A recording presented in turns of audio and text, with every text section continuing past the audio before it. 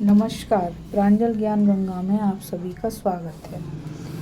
कल हमने सूर्यपुत्री तप्ती के साथ राजा संवरण की कथा को पढ़ा था। आज हम विश्वामित्र और वशिष्ठ जी का नंदिनी गाय के कारण संघर्ष की कथा को पढ़ेंगे, जो कि इस प्रकार है।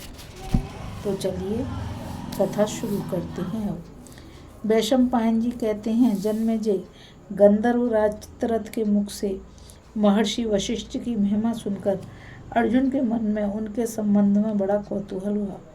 उन्होंने पूछा, गंधर्वराज, हमारे पूर्वजों के पुरोहित महर्षि वशिष्ठ कौन थे? कृपया उनका चरित्र सुनाइए। गंधर्व ने कहा, महर्षि वशिष्ठ ब्रह्मा के मानस पुत्र हैं। उनकी पत्नी का नाम अरुंधति है। उन्होंने अपनी तपस्या के बल से देवताओं के लिए भी अजय काम और क्रोध पर विजय प्राप्त कर ली थी। उन्होंने अपनी इंद्रियों को वश में कर लिया था, इसलिए उनका नाम वशिष्ठ हुआ। विश्वामित्र के बहुत अपराध करने पर भी उन्होंने अपने मन में क्रोध नहीं आने दिया और उन्हें क्षमा कर दिया। यद्यपि विश्वामित्र ने उनके 100 पुत्रों का नाश कर दिया था और वशिष्ठ में बदला लेने की पूरी शक्ति थी, फिर भी उन्होंने कोई प्रतिकार नहीं किया। वे यमपुरी से भी अपने पुत्रों को ला सकते थे, परंतु क्षमावश यमराज के नियमों का उल्लंघन नहीं किया। उन्हीं को पुरोहित बनाकर इक्ष्वाकु वंशी राजाओं ने पृथ्वी पर विजय प्राप्त की थी और अनेकों यज्ञ किए थे। आप लोग भी कोई वैसी ही धर्मात्मा और वेदज्ञ ब्राह्मण को पुरोहित बनाइए। अर्जुन ने पूछा, गंधर्वराज, वशिष्ठ और विश्वामित्र तो आश्रमवासी थे, उनके बैर का क्या कारण है? गंधर्वराज ने कहा, यह उपाख्यान बड़ा प्राचीन और विश्वश्रुत है। मैं तुम्हें सुनाता हूँ। कान्य कुब्ज देश में गाधी नाम के एक बहुत बड़े राजा थे। वे राजर्षि कुशिक के पुत्र थे। उन्हीं से विश्वामित्र का जन्म हुआ। एक बार विश्वामित्र अपने मंत्री के साथ मरुधन्व देश में शिकार खेलते खेलते थककर वशिष्ठ के आश्रम पर आए। वशिष्ठ ने विधि पूर्वक उनका स्वागत एवं सत्कार किया और अपनी कामधेनु नंदिनी के प्रताप से अनेकों प्रकार के भक्ष्य, भोज्य, लेह, चौष्य आदि के द्वारा उन्हें तृप्त किया। इस आतिथ्य से विश्वामित्र को बड़ा हर्ष हुआ। उन्होंने महर्षि वशिष्ठ से कहा कि ब्राह्मण, आप मुझसे एक अर्बुद गौएं या मेरा राज्य ही ले लीजिए, परंतु अपनी कामधेनु नंदिनी मुझे दे दीजिए। वशिष्ठ बोले, मैंने यह दुधार गाय देवता, अतिथि, पितर और यक्षों के लिए रख छोड़ी है। आपके राज्य के बदले में भी यह देने योग्य नहीं है। विश्वामित्र बोले, मैं क्षत्रिय हूँ और आप ब्राह्मण। आप शांत महात्मा हैं, तपस्या स्वाध्याय में लगे रहते हैं। आप इसकी रक्षा कैसे करेंगे? आप एक अर्बुद गाय के बदले में भी इसे नहीं दे रहे तो मैं बलपूर्वक ले जाऊंगा, कदापि न छोड़ूंगा। वशिष्ठ जी बोले, आप बलवान क्षत्रिय हैं, जो चाहें तुरंत कर सकते हैं, फिर सोच विचार क्या है? जब विश्वामित्र बलपूर्वक नंदिनी को हकवा कर ले जाने लगे, तब वह डकराती हुई वशिष्ठ के पास आकर खड़ी हो गई। वशिष्ठ ने कहा, कल्याणी, मैं तुम्हारा क्रंदन सुन रहा हूँ। विश्वामित्र तुम्हें बलपूर्वक छीन कर ले जा रहे हैं।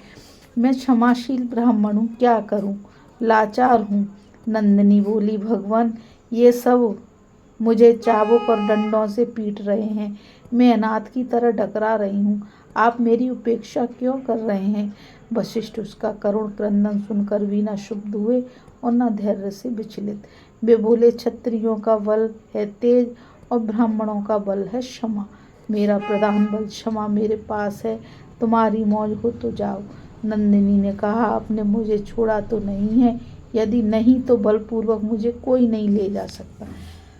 वशिष्ठ जी बोले, कल्याणी, मैंने तुझे नहीं छोड़ा, यदि तुझ में शक्ति है तो रह जा, देख तेरे बच्चे को ये लोग मजबूत रस्सी से बांध लिए जा रहे हैं।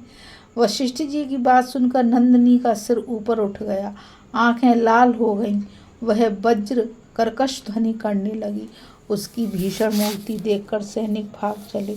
जब लोगों ने उसको फिर ले जाने की चेष्टा की तब वह सूर्य के समान चमकने लगी।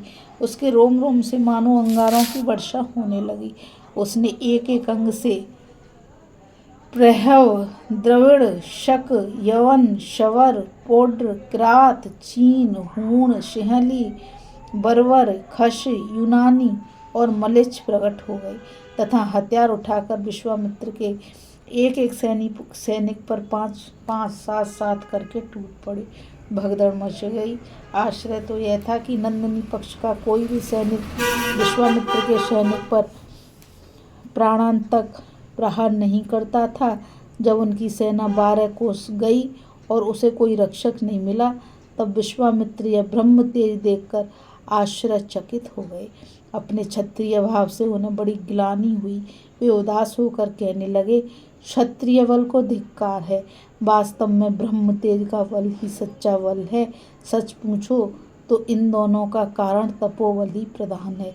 यह विचार कर उन्होंने अपना विशाल राज्य, सौभाग्य, लक्ष्मी तथा सांसारिक सुख भोग छोड़ दिए और तपस्या करने लगे। तपस्या से सिद्धि प्राप्त करके उन्होंने सारे लोगों को अपने तेज से भर दिया और ब्राह्मण तत्व प्राप्त किया। उन्होंने इंद्र के साथ सोमपान भी किया था।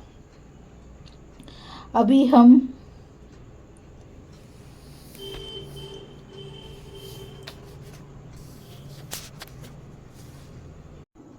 विश्वामित्र और वशिष्ठ जी की गाय नंदिनी की कथा सुन रहे थे। इस कथा में बस इतना ही।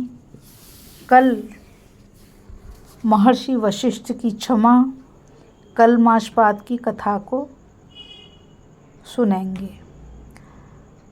अब मुझ गीता रावत को आज्ञा दीजिए। कल फिर एक नई कथा के साथ मिलते हैं और इस कथा में बस इतना ही। और मैं आप लोगों से यही कहना चाहूँगी कि इस कथा को ज़्यादा से ज़्यादा लाइक कीजिए, शेयर कीजिए, सब्सक्राइब कीजिए ताकि यह अमूल्य ज्ञान अधिक से अधिक लोगों तक पहुंच सके।